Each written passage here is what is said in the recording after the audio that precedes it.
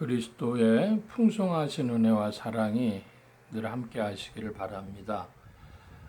오늘은 노트북 컴퓨터를 사용하기 어렵게 되어서 핸드폰으로 이렇게 녹화를 하게 돼서 조금 화질이나 이런 것이 달라졌습니다. 조금 감안해서 봐주시기를 요청을 드리고, 오늘 본문 말씀은 로마서 신약 로마서 11장 25절로 36절까지의 말씀입니다. 먼저 25절로부터 말씀을 봅니다. 형제들아, 너희가 스스로 지혜 있다 하면서 이 신비를 너희가 모르기를 내가 원치 아니하노니, 이 신비는 이방인의 충만한 수가 들어오기까지 이스라엘의 더러는 우둔하게 된 것이라. 그리하여 온 이스라엘이 구원을 받으리라 기록된 바, 구원자가 시온에서 오사 야곱에게서 건건치 않은 것을 돌이키시겠고, 내가 그들의 죄를 없이 할 때에 그들에게 이루어질 내 언약이 이것이라 함과 같으니라. 복음으로 하면 그들이 너희로 말미암아 원수된 자요, 택하심으로 하면 조상들로 말미암아 사랑을 입은 자라. 하나님의 은사와 부르시면은 후회하심이 없느니라. 28절은 참으로 독특한 말씀인데요. 복음으로 하면 그들이, 여기에 그들이라고 하는 것은 이스라엘 사람들이죠.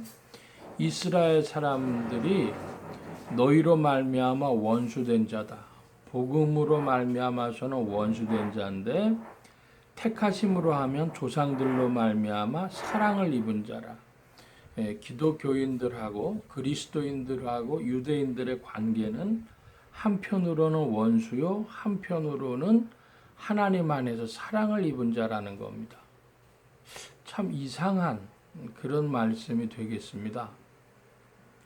왜 원수냐? 그들이 그리스도를 받아들일 수 없다고 하는 데서는 원수된 것입니다. 복음 안에서 누구보다도 복음을 배척하는 이들이 되어져서 원수가 되었는데, 그런데 택하심, 아브라함을 택하심으로 하면 사랑을 입은 자라는 거예요.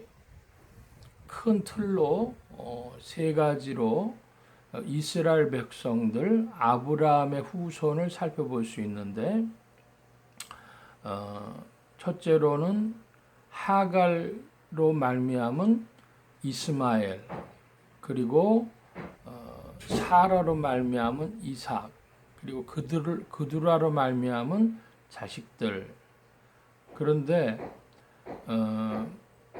저희 어렸을 때 교회 수련회 같은 데 가보면 믿음의 조상 아브라함은 7명의 아들이 있었는데요. 그런 아이들이 부르는 노래가 있었습니다. 믿음의 조상 아브라함에게는 7명의 아들이 있었다. 성경 보면 이삭만 강조했는데 하갈이나 그두라에게서 자식들이 났다는 거죠. 그걸 보면 우리 뭘 생각해야 되냐면,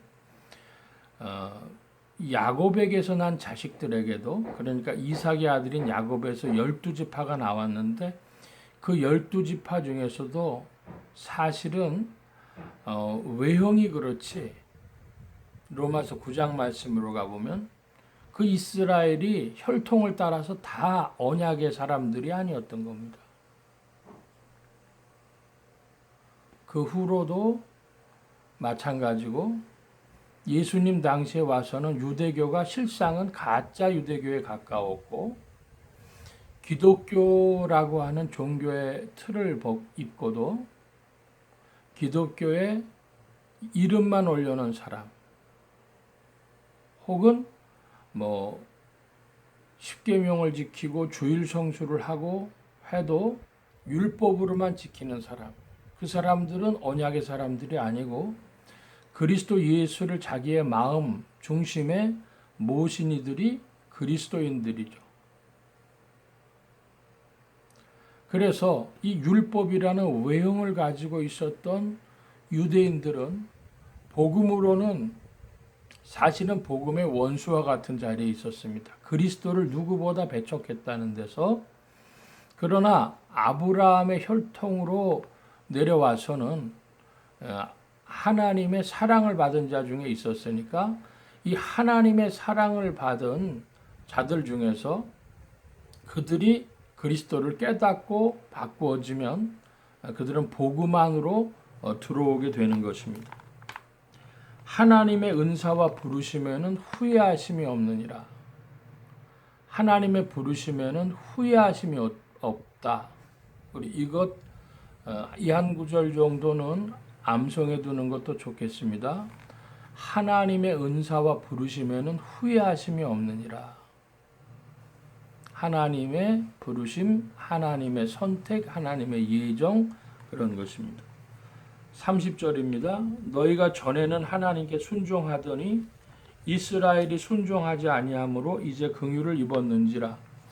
이와 같이 이 사람들이 순종하지 아니하더니 이는 너희에게 베푸시는 긍휼로 이제 그들도 긍휼을 얻게 하려 하심이라. 하나님이 모든 사람을 순종하지 아니하는 가운데 가두어 두심은 모든 사람에게 긍휼을 베풀려 하심이로다. 참 이것도 이상한 말씀이죠.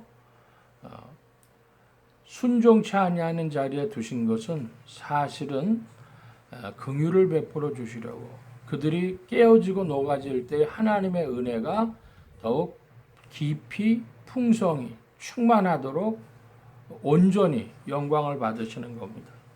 33절 깊도다 하나님의 지혜와 지식의 풍성하며 그의 판단은 헤아리지 못할 것이며 그의 길은 찾지 못할 것이로다. 누가 주의 마음을 알았느냐? 누가 그의 모사가 되었느냐? 누가 주께 먼저 드려서 갚으심을 받겠느냐? 이는 만물이 주에게서 나오고 주로 말미암고 주에게로 돌아감이라.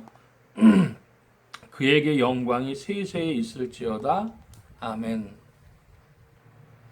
참 하나님이 하시는 일 기이하다 해서 우리가 다 이해할 수 없는 그런 일인데요.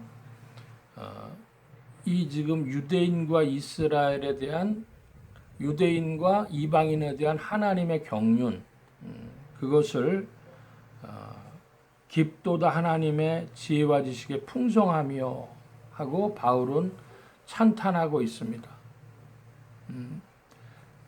간결히 말씀드려서 마지막 날에 그리스도께 돌아올 유대인들이 있는 것을 우리가 기억하고 그들을 위해서 먼저 믿은 그리스도인들이, 이방인으로서 먼저 그리스도를 믿은 이들이 그들을 위해서 기도해야 하겠습니다. 바울이 그에게 영광이 세세에 있을지어다 아멘 했습니다. 성경 구절 끝에 아멘 붙은 것은 참 중요한 것이라고 몇 번 말씀드린 것 같은데요. 하나님의 지혜를 우리가 따를 수 없고 모든 영광이 하나님께로 돌아갑니다. 하나님이 오늘도 일하시는 경륜과 일하심의 사역을 우리가 찬양하고 더욱 주께 영광 돌리고 의지해야 하겠습니다. 기도합니다. 만복의 근원 되신 하나님 함께하여 주셔서 하나님의 경륜의 깊이를 인생은 헤아려 할 수 없으나 먼저 믿은 이방인 중에 그리스도인들이 이제 그리스도를 배척하는 유대인들을 위하여 기도하게 하시고 그들이 하나님께 돌아올 때에 하나님의 일하심을 더욱 찬미케 하여 주시옵소서. 오늘도 온 교회와 성도들과 죄종들이 함께 하심에 예수 소망교회와 온 성도들과 부족한 종위에도 함께 하여 주옵시고 복음 전파 영혼 구원하는 일에 쓰임 받으며 성령님과 함께 전진케 하여 주옵소서. 오늘도 돌보심을 구하며 감사하며 의지하올 때에 예수 그리스도의 이름으로 기도하옵나이다. 아멘. 하늘에 계신 우리 아버지여, 이름이 거룩히 여김을 받으시오며 나라의 마옵시며 뜻이 하늘에서 이루어진 것 같이 땅에서도 이루어지이다.